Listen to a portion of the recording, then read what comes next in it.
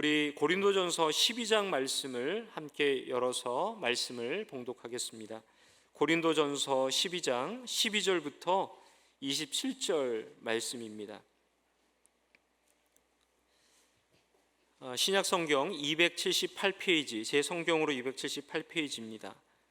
고린도전서 12장 12절부터 27절 말씀을 교독하여 읽겠습니다. 제가 먼저 12절 읽겠습니다. 몸은 하나인데 많은 지체가 있고 몸의 지체가 많으나 한 몸인가 같이 그리스도도 그러하니라. 우리가 유대인이나 헬라인이나 종이나 자유인이나 다 한 성령으로 세례를 받아 한 몸이 되었고 또 다 한 성령을 마시게 하셨느니라. 몸은 한 지체뿐만 아니요 여럿이니 만일 발이 이르되 나는 손이 아니니 몸에 붙지 아니하였다 할지라도 이로써 몸에 붙지 아니한 것이 아니요 또 귀가 이르되 나는 눈이 아니니 몸에 붙지 아니하였다 할지라도 이로써 몸에 붙지 아니한 것이 아니니 만일 온몸이 눈이면 듣는 곳은 어디며 온몸이 듣는 곳이면 냄새 맡는 곳은 어디냐. 그러나 이제 하나님이 그 원하시는 대로 지체를 각각 몸에 두셨으니 만일 다 한 지체뿐이면 몸은 어디냐. 이제 지체는 많으나 몸은 하나라. 눈이 손더러 내가 너를 쓸데가 없다 하거나 또한 머리가 발더러 내가 너를 쓸데가 없다 하지 못하리라. 그뿐 아니라 더 약하게 보이는 몸의 지체가 도리어 욕이 나고 우리가 몸에 덜 귀히 여기는 그것들을 더욱 귀한 것들로 입혀주며 우리의 아름답지 못한 지체는 더욱 아름다운 것을 얻느니라. 그런즉 우리의 아름다운 지체는 그럴 필요가 없느니라. 오직 하나님이 몸을 고르게 하여 부족한 지체에게 귀중함을 더하사 몸 가운데서 분쟁이 없고 오직 여러 지체가 서로 같이 돌보게 하셨느니라. 만일 한 지체가 고통을 받으면 모든 지체가 함께 고통을 받고 한 지체가 영광을 얻으면 모든 지체가 함께 즐거워하느니라. 너희는 그리스도의 몸이요 지체의 각 부분이라. 아멘. 우리 이 시간에 감비아에서 사역하시는 정상준 선교사님 나오셔서 함께 말씀 나누시겠습니다. 모두가 주 안에서 소중합니다 라는 제목으로 말씀과 선교 보고해 주시겠습니다. 나오실 때 주님의 이름으로 환영해 주시기 바랍니다. 박수해 주시겠습니다.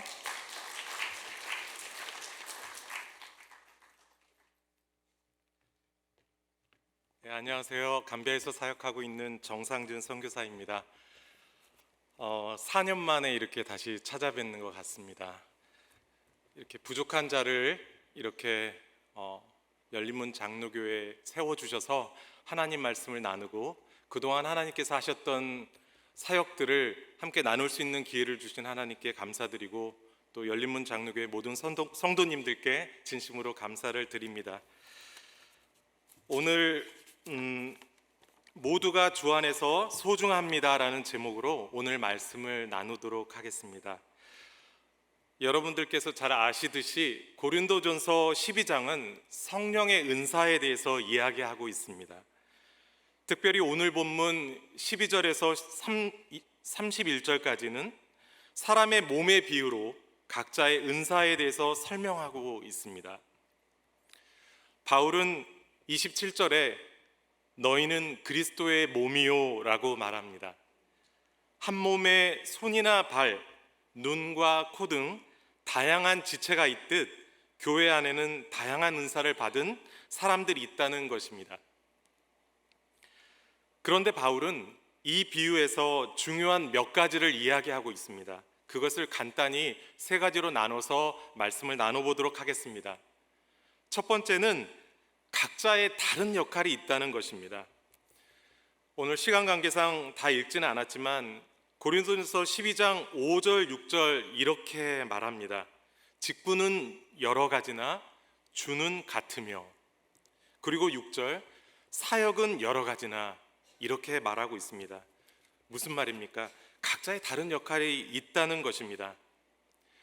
저는 감비아에서 다양한 사역들을 하고 있지만 그 가운데 무슬림 청소년들을 직접적으로 쉽게 접할 수 있는 축구 사역을 하고 있습니다.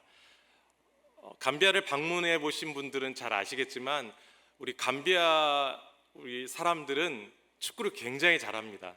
제가 볼 때는 거의 브라질과 거의 같은 수준의 그런 능력을 가진 선수들이라고 생각하고 있고요. 현재 많은 감비아 축구 선수들이 유럽과 전 세계에서 뛰고 있습니다. 셀 수 없는 선수들이 뛰고 있는데 10년째 축구 사역을 하면서 저 또한 좀 더 전문적으로 하기 위해서 감비아 축구협회에 정식으로 등록된 코치로 활동하고 있고, 또한 대한축구협회에서 인정하는 에이전트 자격증을 갖고 또한 몇몇 선수들을 한국 K리그에 보내서 뛰게 하고 있습니다. 그렇게 하다 보니 제 자신 또한 축구에 대해서 좀 더 공부하게 되는 것 같습니다. 축구 경기를 보다 보면 그냥 막 뛰어다니는 것 같아 보이지만 11명의 선수들이 다양한 포지션으로 세분화되어 있습니다. 간단하게는 공격수, 수비수로 나눌 수 있지만 공격수 가운데도 사이드에서 뛰는 윙어가 있고 스트라이커가 있습니다. 스트라이커는 말 그대로 골을 넣을 수 있는 능력 있는 선수가 뛰게 되고, 사이드에서 뛰는 윙어는 주로 발이 빠른 선수가 뛰게 됩니다. 그리고 미들필더들은 공을 잘 다루고 배분하는 능력이 있는 선수들이 주로 맡습니다.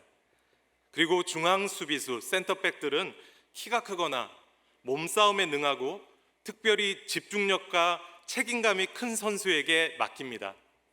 왜냐하면 중앙 수비수가 실수를 하면 바로 골을 먹을 확률이 높아지기 때문입니다. 마찬가지로 하나님의 자녀가 된 우리 모든 성도들은 자신의 은사가 무엇인지 알고 또 자신이 즐겁게 하고 잘할 수 있는 그런 달란트가 무엇인지 잘 알아야 합니다. 그렇게 할 때 궁극적으로 교회 공동체가 건강해질 수 있는 것입니다. 두 번째로 중요한 사실은 성령의 은사는 하나님께서 주신 것입니다.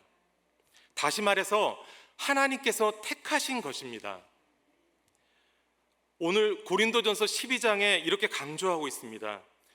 12장 11절에 보면 이 모든 일은 같은 한 성령이 행하사 그의 뜻대로 각 사람에게 나누어 주시는 것이니라, 이렇게 말씀하고 있습니다. 그리고 그 밑에 18절에 보면 그러나 이제 하나님이 그 원하시는 대로 지체를 각각 몸에 두셨으니, 이 두 구절에서 강조하고 있는 것이 무엇입니까? 하나님의 뜻대로라는 것입니다. 본인이 무조건 원한다고 되어지는 것이 아니라는 것입니다. 하나님께서 당신의 뜻대로 우리 모두를 부르셨다는 것입니다. 물론 우리의 입장에서는 이것을 소명 혹은 부르심이라 부릅니다. 하나님께서 이 일을 위해서 부르셨다는 확신, 그리고 소명이 없다면 어려움이 닥쳤을 때 흔들릴 수 있고 중도에 포기할 수도 있습니다. 부르심과 확신 없이 사역을 할 때, 교회를 섬길 때 교회 공동체에게도 안 좋은 영향을 미치게 됩니다. 다시 축구 이야기로 한번 돌아가 보겠습니다. 축구 경기는 총 11명이 뛰게 됩니다.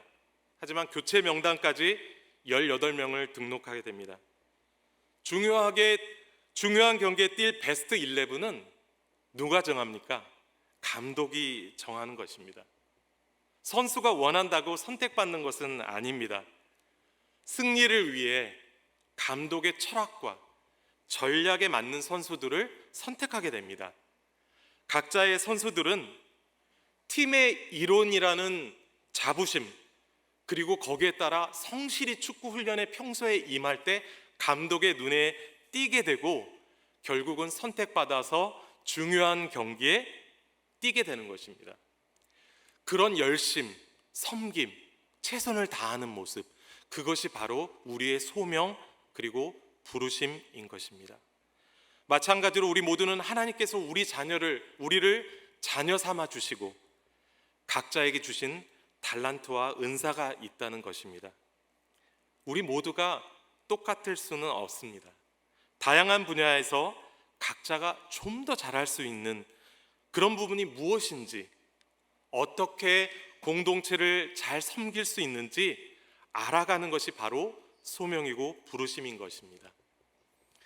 마지막으로 말씀드리고 싶은 것은 우리 모두가 주 안에서 소중하다는 것입니다. 고린도전서 12장 25절에 보면 몸 가운데서 분쟁이 없고 오직 여러 지체가 서로 같이 돌보게 하셨느니라. 그리고 26절, 만일 한 지체가 고통을 받으면 모든 지체가 함께 고통을 받고 한 지체가 영광을 얻으면 모든 지체가 함께 즐거워하느니라. 그렇습니다. 우리는 주 안에서 한 몸이고 모든 각 지체가 소중하다는 것입니다. 나는 당신이 아닌 난 당신이 필요 없어. 나는 내가 소중할 뿐이야. 그것은 공동체를 모르고 하는 소리입니다. 본문 15절 16절에도 만일 발이 이르되 나는 손이 아니니 몸에 붙지 아니하였다 할지라도 이로써 몸에 붙지 아니한 것이 아니요 또 귀가 이르되 나는 눈이 아니니 몸에 붙지 아니하였다 할지라도 이로써 몸에 붙지 아니한 것이 아니니. 무슨 말입니까? 우리 모든 몸 부분이 소중하지 아니한 부분이 없다는 것입니다. 눈이 맛있는 음식을 먹고 싶어서 눈으로 선택했는데 항상 맛있는 음식은 어디로 갑니까? 입으로 들어가죠. 그래서 불평을 합니다. 내가 맛있게 보이는 것 같아서 선택했는데 왜 그것이 입으로 들어가지? 여러분, 음료수가 눈으로 들어간다면 어떨지 상상이 안 되시지요? 그렇습니다. 그것은 불공평한 것도 잘못된 것도 아니라는 것입니다. 다시 축구 이야기로 돌아가 보겠습니다.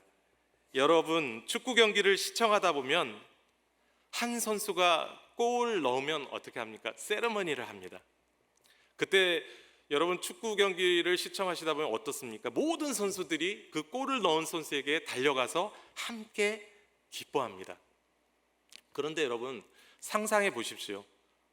어떤 선수가 골을 넣었는데 다른 선수들은 내가 골을 안 넣었으니까 별로 기쁘지 않아, 이런 마음으로 함께 기뻐하지도 않고 달려가서 같이 축하해 주지도 않고 무덤덤하다면 어떻겠습니까?